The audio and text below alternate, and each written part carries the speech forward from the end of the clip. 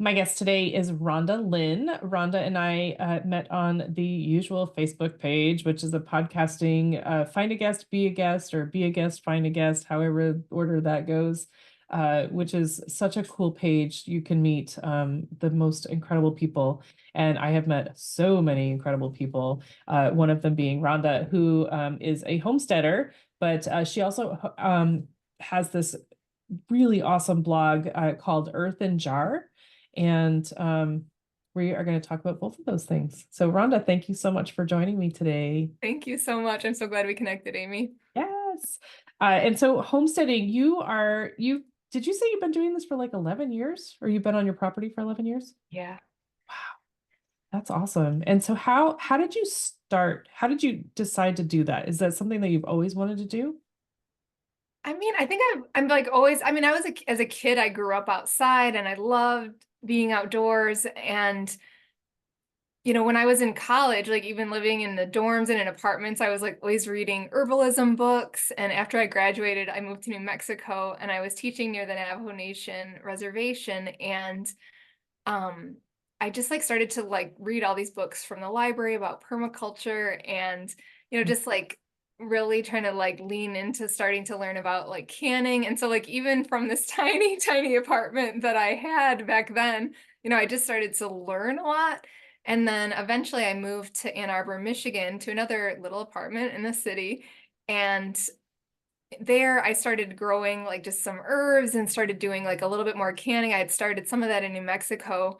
And eventually I got like a 5x5, 5 foot by 5 foot city garden plot, which was like the most wonderful thing, like right in the intersection of these two huge streets in the city. But it gave me like a place to put my hands in the dirt and like talk to other gardeners. And you were And hooked. yes, absolutely. So that's kind of how it started. Wow. But that's cool that you had all the books and the education beforehand Mhm. to like make a plan. Because I'm not a planner. I'm like, I have all this land, and we were just talking about my new property, and I want to do a food forest. And you said, it's probably good to get to know your land first. I'm like, no, I'm putting seeds in. Um as quick as I can make holes, I'm putting things in. But and it probably shows. Your garden is probably a lot better than mine, but it's all, it's therapy. It's so good for the soul to have your hands in the dirt. But so what did you, with your 5x5 plot, what did you start with? I mean, I just grew things that I like to eat, all right? Like, so tomatoes and peppers and onions. I'm trying to think squash and cucumbers, so I just, really put a lot in and really densely planted. And just going back to like what you said before about like kind of doing a lot of planning. I don't know that I necessarily did a lot of planning. I did a lot of learning and, was then able to just kind of like take those pieces with me, as I went. So it wasn't like I had this grandmaster plan for what this would all be as much as it was just like following what seemed really fun and interesting. Ah, okay. And how have you done in your gardens, have you tried the Three Sisters planting? Mhm. You have? Is that legit? I mean, I've always found like that it didn't like work quite as well as I wanted it to, mostly because like I found that corn has to be like planted a little bit more closely together, at least here to pollinate well. But like I love the concept of like planting things really densely. And so that's what you were saying, like just even having an acre or even having like a patio or a 5x5 plot, you can like really grow a ton. Mhm. If you put things way closer together than what the seed packets tell you, they do fine and you don't have to weed as much and it's just makes it easier. Okay, because when I think about that, I think about having to thin like carrots and beets and onions and stuff like that. So Mhm. is it, and I think I've tried that with lettuce and it doesn't grow very big. Is that um I don't know. I'm just trying to think. I mean I have wanted to do something like that, and Mhm. I get weirded out and worried about having to thin and things not growing very well because they're too crowded. But have you not had that experience?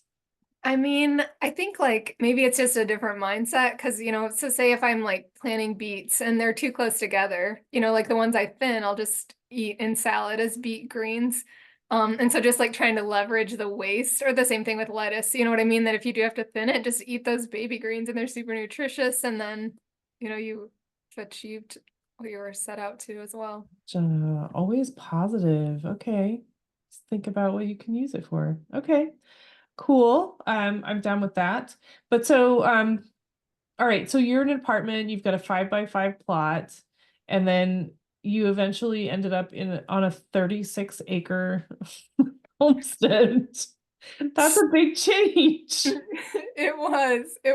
And it was like that garden, that little city plot garden gave me so much confidence. So the first year I had a 5 by 5, and then the second year like was a 10 by 10. So I doubled it. But I like learned so many lessons. Like there was this tiny old woman who had the plot next door to me, and her plot was like just gorgeous.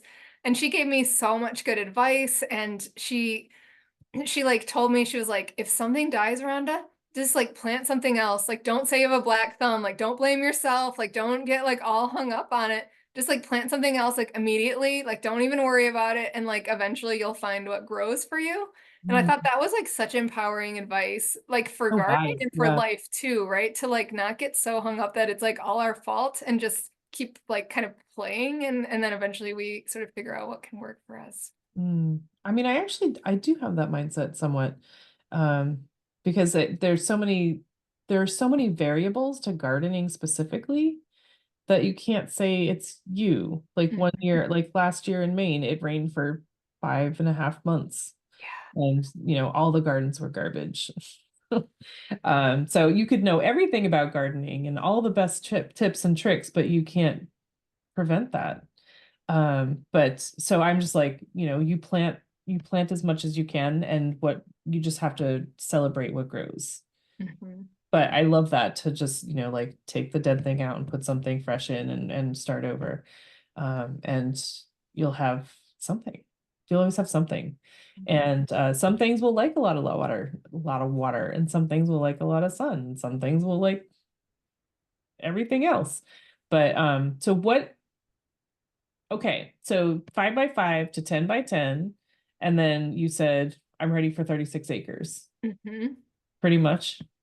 I mean, yeah. And I will be honest with you, like I looked at like 50 properties before I found this one. So it was like not just like a quick jump, because I really, like wanted to find the right place, and obviously the price needed to be affordable. And so like I looked for a long, long time before finding this property, which honestly was like sort of a gem. It has a river running through the center of the property, and the house is not very big, which is why it was affordable. It's like, just under 1,000 square feet, which is perfect. But I don't know, and it needed a lot of work, but I think like just kind of having like a vision of what I wanted and what it could be, it was very much like kind of, grown over. The woman who owned it, it had been her husband's home, and then he had died and she had another home, so it just wasn't her priority for a while. You know what I mean? But just like kind of keeping my eye, like I really wanted land. And so, the house, like I knew, that I could fix up, but the land was the thing that like I Well, really had my eye on. that's where you want to spend all your time. The house is just a Mhm. place to sleep and cook. Exactly. Totally. Yeah. And then you want to be outside, and enjoy all that space and the elements and everything. And that's so beautiful. My house is under 1,000 square feet too. I'm like, I hate to You're claim totally like too. So Finn. I think you're right. Yeah, there's like something that's a real gift in that too, especially if you want to live a life outdoors. Yeah. I mean, I don't want to be outside. It's too hot, but I do want to, I'll work in the middle of the night if I have to out there. Hmm. Just have to get some lighting. But that's so cool. I love that. And you've known for a long time that, like, this has been your goal for a long, long time, and that's so awesome. And then so you're growing food forest, which is Hmm. something I don't know a lot about, but I want to, because I want my place to be a food forest. How do you plan that? I mean, and I'm like certainly no expert in it, but like from what I know, that it's like kind of observing the land and observing where the water flows, and, kind of how things move through the property. And then, it's kind of planting things together. So, sometimes like in, a regular orchard, there'll just be like a tree in the middle of grass, but a food forest is more like planting maybe like some small bushes or other plants around that. So you kind of are creating, and for me, I'm like just a lazy gardener. Right. So I want to like create systems that are just like, easy to maintain and don't require like a ton of inputs and just a ton of work. And so, it's just a way to, I think, make life easier and kind of work with nature as, you're putting things together. Right. So just like fill in all those gaps so you don't have to mow the lawn, and like plant things that like shade underneath taller things. Hmm. That's that's my goal. I gotta figure that out. But very cool. Oh my gosh. And so does this, I mean, the smile on your face says a lot. Like, is that working for you? Yeah, I mean, it's like it's been such a gift just to my whole life. I feel like because it's like allowed me to like really like view the seasons and watch nature in a way. I think that's like helped me to be a lot more gentle with my own life and my own self and to kind of like let go of like some of the shoulds that life tells us that we should be doing. Mhm. So I think like nature's given me, like a portal to like a gentler way of being, if that makes sense. Oh, absolutely. Absolutely. I mean, it's like, I mean, when you read that, like petting your dog or petting your cat helps to lower your blood pressure and stuff like that. And it's 100% true, but also just being out there and observing how things just happen, it just like, life just floats when you're outside and you're just like, take a deep breath and breathe that in and feel it and let it surround you. I totally get that. I have this beautiful deck that I'm like waiting for time to enjoy the beautiful weather when it comes. But I'm really looking forward to that. It's all ready for me. I just need to get out there. Um, but so I think that's awesome. I think that I love that you're doing it. I love that you have so much land and so you said you have ducks. Hmm. Who else is on your property? So in the past, I've had chickens and rabbits, but right now I just have two ducks that are they're like wild. So they like would not go in their coop when someone gave them to me last summer. And so they just like sleep outside, they free range all day, they like lay eggs everywhere like an Easter egg hunt. And it's been like so fun. All winter long I kept thinking like something was gonna get them, Mhm. but they're fine. Like they're super aggressive. If like my dog or somebody comes by them, they'll kind of like charge and stuff. So they've done a good job in keeping the predators away. So I have them right now, and then I have a dog and a cat. Nice. Okay. That's plenty. Plenty. I mean, you're getting eggs from the ducks when you find Mhm. Yeah. them. I used to have like 50 chickens and I loved them, but then it was like such an excess that I mean, I was glad to share the eggs and like sell a few. But at the same time, like just paring it down a little bit in some ways. And that's what I think like sometimes as homesteaders, we're like thinking like, oh, I should be like doing more and like building this out more. And there's like, kind of like a model for what that looks like because people are aiming for, total self-sufficiency. Mhm. But I think like when we're homestead, especially on our own terms, that can like really look like an ebb and flow and finding out like, okay, like what's the right level of, gardens or animals or whatever, for different seasons of my life. Mhm. And like just being like okay with that. I totally get that. I mean, that's 50 chickens. That's cool. I feel like, some homesteaders might have this like scarcity mindset, like you have to hoard all of the stuff and like everything that I grow, I'm going to keep and I'm going to, Hmm. and it's good to have storage. It's good to be prepared. I'm down with that. But then like 50 chickens, what the heck are you going to do with all those eggs, man? Yeah. It's just more work for you. Like you're working to give that away. Which, that's great, but you know, do you have time for that? Yeah. So, the sustainability and that, like you have to look out for yourself and like what you are spending your time doing, and is that fulfilling you, and is that what you want? Mhm. Um, But yeah, so you wanted to talk about community, and so this might be a good lead in for that. So, you're you're giving eggs to your neighbors and stuff like that, but like what how where did you want to hit with the community thing? Because I know we were talking about that a little bit.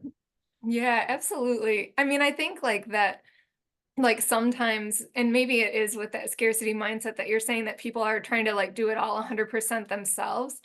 And I just think it's like so much more joyful to like do this work together, whether that's like, canning with like friends or with family, or whether that's like I have a man who comes and hunts deer here in the fall, and then in exchange, like, he'll give me some meat, or, a neighbor who has, so many pear trees and she doesn't like pears, so she lets me pick her pears. I was just doing that earlier today, and so it's like, and I don't know, we have like other ways that we exchange things, but it's just like makes it Inspire each joyful. other. Yeah, Yeah. totally. You don't like feel so alone in the process. And like, it's just like really enriching Right. I to mean, do and that work together. that poor lady with all the pears, like, what is she gonna do? She's got all these pears. What do you got to do something? I mean, either you have to do something. I mean, she doesn't even like pears. Yeah. But that's such a beautiful way, and I think that it's great when you find that community, that people that are willing to work to, barter and trade and stuff like that. Like, it's such a good way to really take care of each other, because it's about that, and making sure that everyone has what they need. And if there's someone that is, you've got 36 acres and you probably have some deer. And you're not gonna if you're not gonna do it, he could do that, and just make sure not to kill the ducks. But I just think that's so beautiful, to really just like look out for each other. And I think that we were talking about, I mean, I was talking about like tomatoes, and a lot of stuff that people feel like they need to be able to do it all themselves, but then there's just, like you're saying, so much joy in doing things together. And I think that I was thinking, as I was planning on moving here, I joined a Facebook group or two, or like eight, and somebody who had posted that they were teaching a sewing class, and I'm like, oh my gosh, like I have a sewing machine that I'm afraid of. Like Mhm. the tension or something keeps getting messed up, and I don't know how to fix that. And then I don't know how to read a pattern, but I want to learn how to do it. So like that's so cool. But things like that, and like and I was telling you about the people that I've been meeting on the Nextdoor app, and someone's gonna be mowing my lawn, and someone's gonna, maybe move next door. And then maybe I'll use their chicken coop. But I just think that there's so much joy, and there's so much, community helps you to feel part of something, because I don't understand the whole self-sufficiency thing. I just don't, like, I'm cool with being alone ish. But like you're saying, there's so much more to life than living in a hole. And the people have so much to offer. I'm Yeah. I just mean, I think our culture like teaches us, you know what I mean? It's like so fiercely individualistic to a detriment, when like we're not meant to operate that way. And so like it's up to us to figure out like how do we, kind of build those communities. And I mean, that can be in such small ways. Like I was thinking back to that little city garden when I lived in the apartment in Ann Arbor. Like I met this elderly gentleman who lived on the way to the garden, and I would come and like bring him some produce, and drop off some tomatoes, and in the process like chat and have the most enriching conversations. And I don't think I necessarily would have like met him under other circumstances, but it was like, I don't know, that being outside like opened the door to that in a way that was just really beautiful. right. Well, and the little lady that taught you about Hmm. the things don't work out, to just plant something new and start over. It's we all gain from each other. I Hmm. mean, the world is not the world is not the same, and everyone is not the same, so we all have something to give and we all have something to gain. I think it's a beautiful lesson for us in, I mean, nature does it. That's, when you're outside, the trees take care of all the things that need shade, and they produce oxygen, and they take the carbon dioxide, and I'm going to get that wrong, but um the trees do their job, and the flowers do their job, and the bees do their job, and everyone's working together to make things Mhm. better. And we need to do the same. We can learn a lot. We can learn a lot.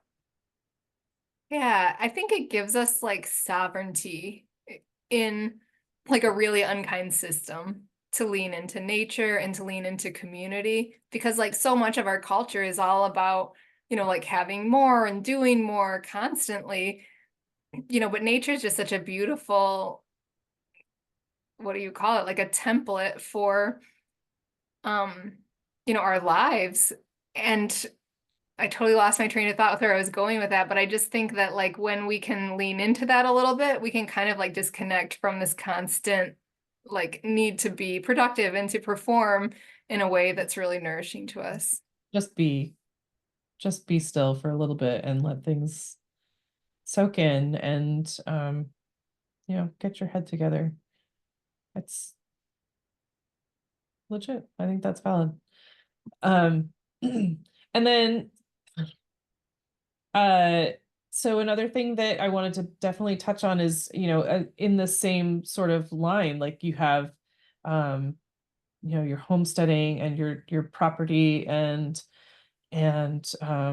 your community that you're building, like all this stuff. And then you also have this whole other side of you, which is a writer.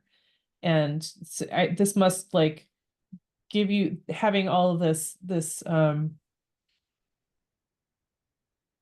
natural backdrop and the peace in your life, like, gives you some space and some a backdrop to be creative, right? Yeah, absolutely. And I think it's like kind of like nature as like a template to do that on our own terms too. That like our culture asks us to be constantly productive and like always professional and always youthful and like always very put together. Right. But when we look at nature, like my tomatoes this time of year, like they're vibrantly producing and they're dying at the same time. And so like we can look to nature to see like things are not always like perfectly productive all of the time. And so like maybe then I can see my own life through a gentler lens, so that as I'm like judging what I should be doing at a given time, I can just be like a little bit kinder to myself and thinking about, how I want to work and like where I want to put the energy that I have. Hmm. Wow. As you were talking about that, I was thinking, if tomatoes were on Instagram, you'd have the ones that are, doing really well, and not showing the cracked ones and the sad ones. Um, just, if tomatoes had Instagram, man. I always do like a PSA post this time of year. It's like it's normal that like your cucumbers are dying. It's like normal. Like this is the life cycle of an annual. Like you don't have a black thumb. Like this is nature.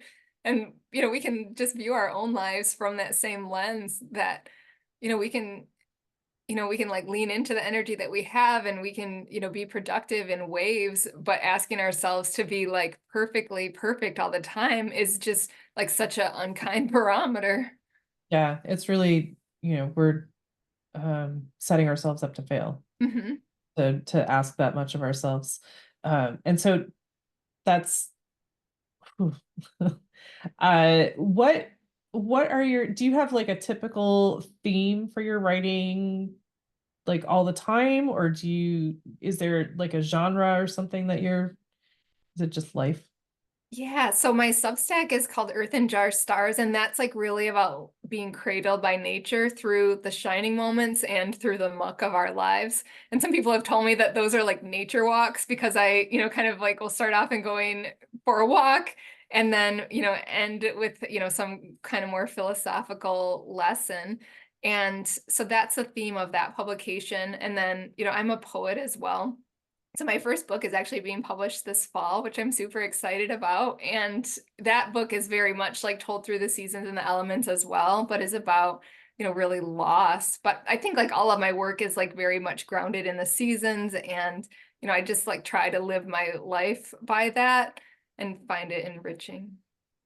So you said this is going to be coming out in the fall, this Mhm. poetry, Yeah. and fall is like next month, man. Yeah. Yep. Do you want to tell us what the book is about or what it's Yeah, called? absolutely. It's called Looks The like? Chapel of Small Breath. I'm super excited about it. It's my first book and it's dedicated to Huge, my sorry. huge.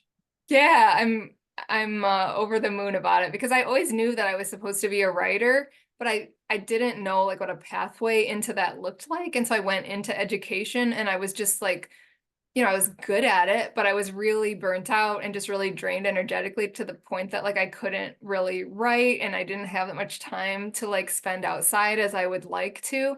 And so 4 years ago, I started a business that really gave me the bandwidth to write more. And so it's just been like this journey of kind of coming back to myself and coming back to, what I'm passionate about. Did you say you started a business? I did, yeah. I have like a virtual assistant and copywriting business. Like we work with nature-based spiritual and holistic wellness practitioners. Wow. I think I knew that. I just forgot. That's wild. I mean, I don't, of course you only have two ducks. I mean, yeah, you have no time. You're doing all the things. Yeah, I have a team. Like I have a wonderful team that supports me, so it's not just me by any stretch of the imagination. I know, but a lot of homesteaders are like that's they're there all the time and that's what they Mhm. do. And so, you were working and you're writing and you've got your critters and your garden and like it's a lot of stuff. My garden fails because I'm doing other things. So, I mean, it's like it's almost like you have to choose. So it's good that you have help doing that. Mhm. But that's very cool. So tell the book is called again, Oh, Chapel. it's called The Chapel of Small Breath, and it's really a book in three parts. It's about a significant relationship that I had, and then the second part is the relationship dissolves, and then the third part is kind of like about this possible renewal. And it's been poems I was working on for a long time. My friend Lynn Rather is who the book's dedicated to.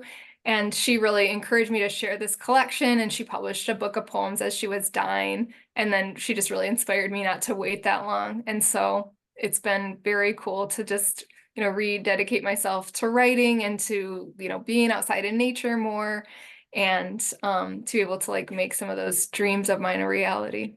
Oh, oh my goodness. So, I mean, it's really beautiful that it's like everything is connected in your world. Mhm. Everything. Like you're a writer, and so you're writing about nature, which is also healing you and fulfilling you, and like it really is all connected. Mhm. And even the business that you created is also for writing. Mhm. So wow, that's Yeah, I mean, I think like for me, getting really clear on my values helped me to do that and to just to like be figuring out like how do I want to be really intentional with the energy that I do have, helped me out a lot in terms of like how do I craft my life in a way that um like fulfills all those things and like helps me to do what I want to do in the world because I really want to work or I do work with entrepreneurs that are like kind of showing us a different path forward for our culture. And I just think that's so inspiring. I didn't want to go into business for a long time because I thought it was so unethical and, just seemed like so icky to me.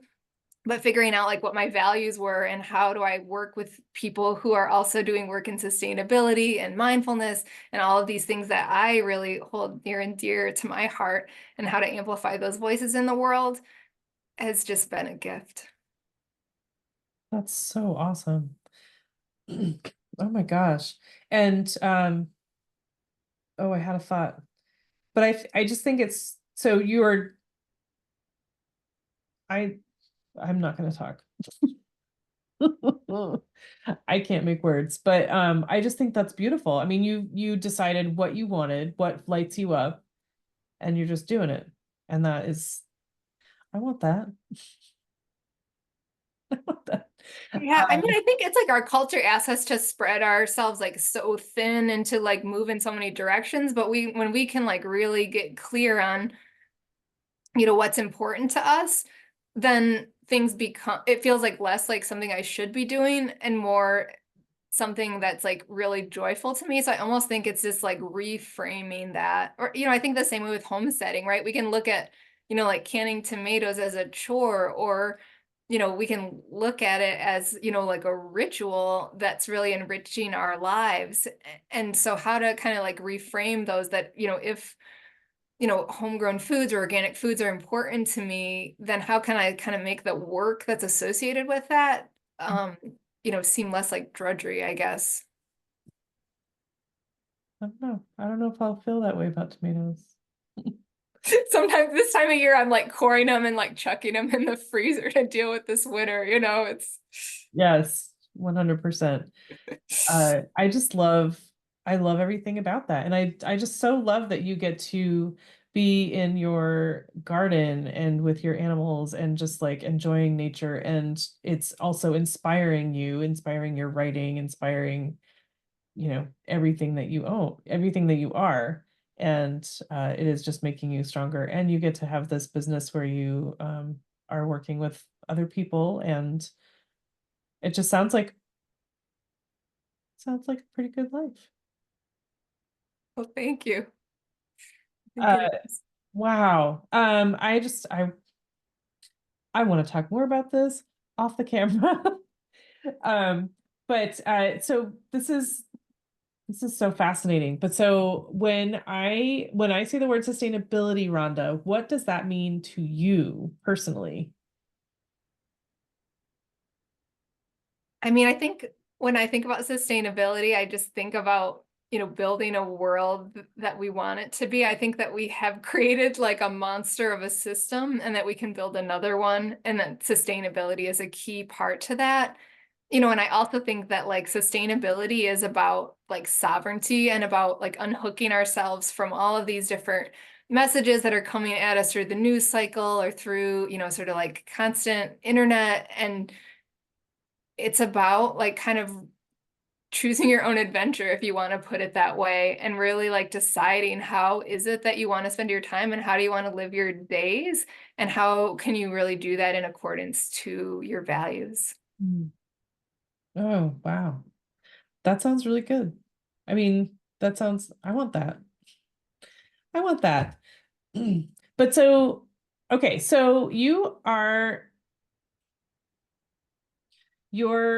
Substack is Earthen Jar of Stars. And folks, I'm going to put these links all in the show notes so you can find them. And you are on Instagram, right?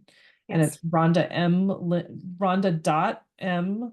Linn, Yep. right?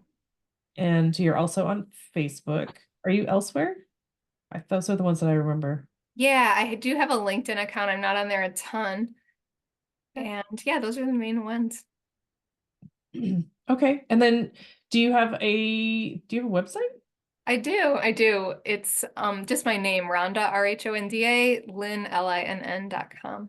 Oh, that's right. Rhonda with an H. Sorry. Rhonda with an H. Awesome. My goodness. Um, I feel like I want to go to Michigan. I I want to check out this 36-acre homestead.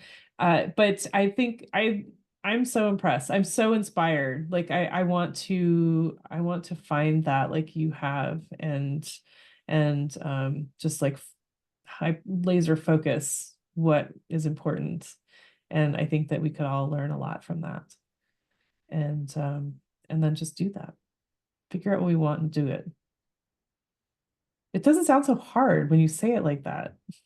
Yeah, it is So much hard. I think it's life like, in the way. yeah, it is. There's so much muck, and it's like so much stripping what what's like been imposed on you by our culture or by conditioning versus like what you really want, but in doing that, like I just think beautiful things are possible and I just want that for everyone. Mm. Yeah, my friend Marianne calls that unlearning, unlearning Mhm. what we've been taught to know. And yeah. But that I want, yeah, I'm gonna work on that. I'm gonna work on that. Thanks to you. But thank you so much for hanging out with me. It's been such a pleasure. And my goodness, we've been working on this for a while. So I'm glad that we finally got to do this. And I just thank you for being you, for being as authentic as you are, and for just doing what matters to you and just shining that light. Oh, well, thank you so much for your kind words, Amy. It's been such a pleasure to connect, and thank you so much for the conversation. Yes, yes. And